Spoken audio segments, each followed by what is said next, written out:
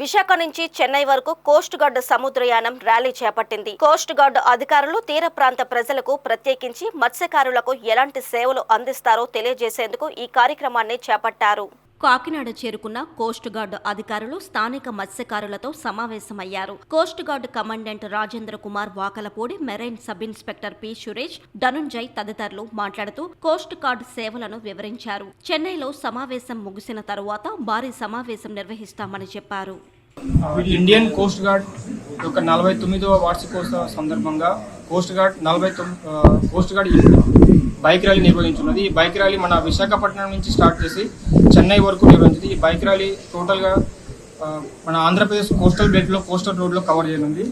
ఈ కోస్టల్ బెల్ట్లో ఉన్న విలేజెస్లో కొన్ని చోట్ల అన్ని ప్రాంతాల్లో మనము మత్స్యకార అవగాహన ప్రోగ్రాం కండక్ట్ చేశాము. టోటల్గా ఈ కోస్టల్ లైన్లో 480 కిలోమీటర్స్ మన బైక్ ర్యాలీ కవర్ చేస్తూ విశాఖపట్నం నుంచి చెన్నై చేరుకుంటుంది. దాంట్లో మన కుంభాభిషేకం ఒక ప్లేస్ని ఎంచుకొని మనం ఇక్కడ మత్స్యకార అవగాహన ప్రోగ్రామ్ను కండక్ట్ చేస్తున్నాము. ఈ కుంభాభిషేక మత్స్యకార ప్రోగ్రాంలో అటెండ్ చేసినటువంటి bike rally officer incharge commandant JC BR Prakash sir garu, ఆ తర్వాత మన కాకినాడ బోట్ అయినటువంటి చార్లీ 438 కమాండింగ్ ఆఫీసర్ గారు, ఆ తర్వాత Suresh sir garu sub inspector marine police Vakalapudi, fisheries village fisheries incharge Suresh garu, ఆ తర్వాత మత్స్యకార సోదరులందరూ ఇక్కడ పార్టిసిపేట్ చేశారు. ఇక్కడ మెయిన్గా మనము ఈ మత్స్యకార అవగాహన ప్రోగ్రాంలో మన ఫిషర్మెన్స్కు safety of life at sea, అంటే ఫిషర్మెన్లు ఫిషింగ్ చేసేటప్పుడు వాళ్ళ ప్రాణాలను వాళ్ళు ఏ విధంగా కాపాడుకోవాలి అన్న విషయం మేము చర్చించుకున్నాము. అదేవిధంగా ఇక్కడ మన కోస్టల్ సెక్యూరిటీ, అంటే మన కోస్టల్ సెక్యూరిటీలో ఫిషర్మెన్స్ యొక్క పాత్ర ఏంటిది, వాళ్ళు ఏ విధంగా మనకు సహాయపడగలరు, కోస్టల్ సెక్యూరిటీ అంటే ఆతంకాల అటాకులు అవ్వకుండా. అదేవిధంగా మనం మెరైన్ పొల్యూషన్ ఏ విధంగా వాళ్ళ వంతు పాత్ర ప్రకారం వాళ్ళు ఏ విధంగా మెరైన్ పొల్యూషన్ కంట్రోల్ చేయగలరు.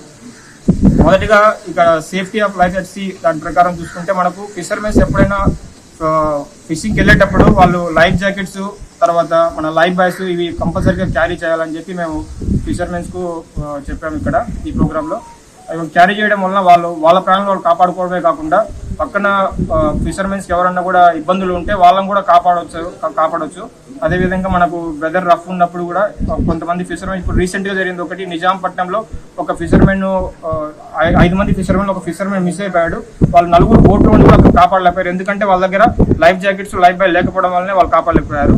అందువలన ఇప్పుడు ఇక్కడ ఉన్న కుంభాభిషేకంలో మన కాకినాడ ఫిషర్మెన్స్ ముఖ్యంగా చెప్పడం ఏంటంటే లైఫ్ సేవింగ్ ఎక్విప్మెంట్స్ ఖచ్చితంగా మనం క్యారీ చేయాలి. అదేవిధంగా నెక్స్ట్ కోస్టల్ సెక్యూరిటీలో ఈ ఫిషర్మెన్స్ పాత్ర ఏందని మనం చర్చించుకున్నాం. ఇక్కడ కోస్టల్ సెక్యూరిటీలో ఫిషర్మెన్ పాత్ర మనం ఒక 26/11 2011లో ముంబై జరిగిన అటాక్ దాన్ని ఎగ్జాంపుల్గా చేసుకొని ఇక్కడ చెప్పాము. అక్కడ ఫిషర్మెన్స్ కూడా ఆ రోజు ఏంటంటే ఈ పాకిస్తాన్ వాళ్ళు మన ఇండియన్ ఫిషింగ్ బోట్లోకి వచ్చి ఇండియన్ ఫిషింగ్ బోట్ ఎదురు మన కోస్ట్కి వచ్చారు. కోస్ట్కి వచ్చినప్పుడు అక్కడ ఫిషింగ్ హార్బర్లో ఉన్న వ్యక్తులు ఎవరైనా కూడా కనుక్కొని వీళ్ళు కొత్తగా వచ్చిన వ్యక్తుల బాని ఎవరికైనా మనకు దగ్గరున్న మెరైన్ పోలీస్కైనా, కోస్ట్ గార్డ్ స్టేషన్కైనా, లేకుంటే ఫిషరీస్ ఇన్ఛార్జ్కైనా చెప్పింటే అప్పుడు ఆ అటాక్ జరగకపోయి ఉండవచ్చు.